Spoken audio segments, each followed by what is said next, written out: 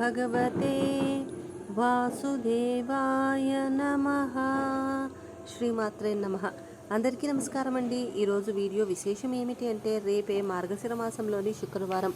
ఈ శుక్రవారం రోజు ఎవరైతే సాయంత్రం 5:45 నుండి 6:45 లోపు మందారం చెట్టు దగ్గర ఈ ఒక్క పని గనుక చేస్తే ఖచ్చితంగా గంటలోపే మీరు కుబేరులు అవుతారు. డబ్బు సమస్యలు అన్నీ కూడా తీరిపోతాయి. జాతకం అనేది మారిపోతుంది.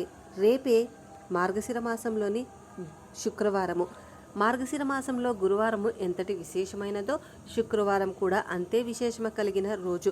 ఈ రోజు కూడా అమ్మవారిని పూజ చేసుకోవాలి. గురువారం చేసిన వాళ్ళు శుక్రవారం రోజు కూడా పూజ చేసుకోవాలి.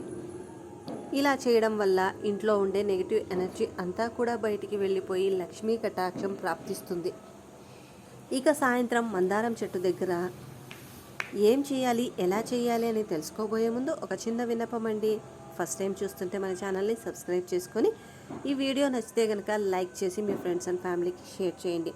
మందారం చెట్టు చాలా విశేషమైన చెట్టు. మన అందరికీ తెలుసు, అమ్మవారి పూజలలో చాలా విరివిగా వాడే పువ్వులలో మందారం చాలా విశేషమైన స్థానము సంపాదించుకున్నది. ఎర్రటి మందారాలతో శుక్రవారం రోజు అమ్మవారిని పూజ చేయడం వల్ల ఆర్థిక ఇబ్బందులు అన్నీ కూడా తొలగిపోతాయి. ఏ ఇంట అయితే మందారం చెట్టు ఉందో ఆ ఇంట తెలియక ఏవైనా వాస్తు దోషాలు ఉన్నా కూడా నివారిస్తుంది మందారం చెట్టు. ఇంట్లో తూర్పు దిక్కున మందారం చెట్టు ఉండడం వల్ల వాస్తు దోషాలే కాకోకుండా ఇంట్లో నెగిటివ్ ఎనర్జీ కూడా రాకోకుండా నివారిస్తుంది మందారం చెట్టు. అంతటి విశేషమైన మందారం చెట్టుకి రేపు సాయంత్రం 5:45 నుండి 6:45 లోపు ఈ చిన్న పని చేయండి చాలు. గంటలో మార్పు మీరే చూస్తారు.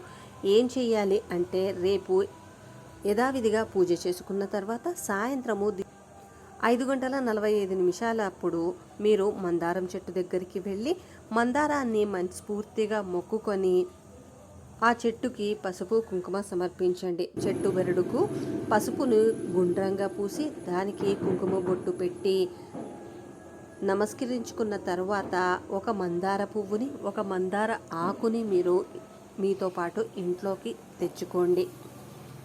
తెచ్చుకొని ఆ ఆకుని మొత్తం మెత్తగా పచ్చడిలాగా నూరాలి.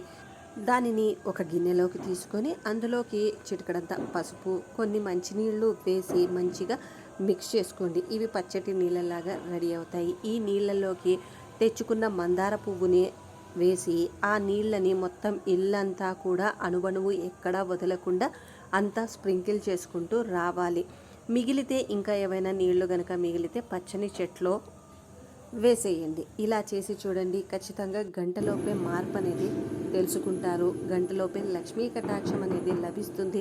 ఇంట్లో ఉండే నెగిటివ్ ఎనర్జీ అంతా కూడా గంటలోనే బయటికి వెళ్ళిపోతుంది. ఆర్థిక సమస్యలు అన్నీ కూడా తీరిపోతాయి. ఇంట్లో ఉండే నెగిటివ్ ఎనర్జీ బయటికి వెళ్ళిపోయి లక్ష్మీ కటాక్షము సిద్ధిస్తుంది. ఇలా చేసి మీ ఆర్థిక సమస్యలు అన్నీ కూడా తొలగించుకొని ఇంట్లో నరఘోష, నరదిష్టి ఇలాంటి నెగిటివ్ ఎనర్జీలు ఏవైనా ఉంటే కూడా గంటలోపే ఖచ్చితంగా బయటికి వెళ్ళిపోతుంది. అంతటి శక్తివంతమైన పరిహారం. ఖచ్చితంగా ఎవరూ మిస్ చేసుకోకుండా రేపు సాయంత్రం 5:45 నుంచి 6:45 లోపు ఈ చిన్న ప్రక్రియను చేసి చూడండి.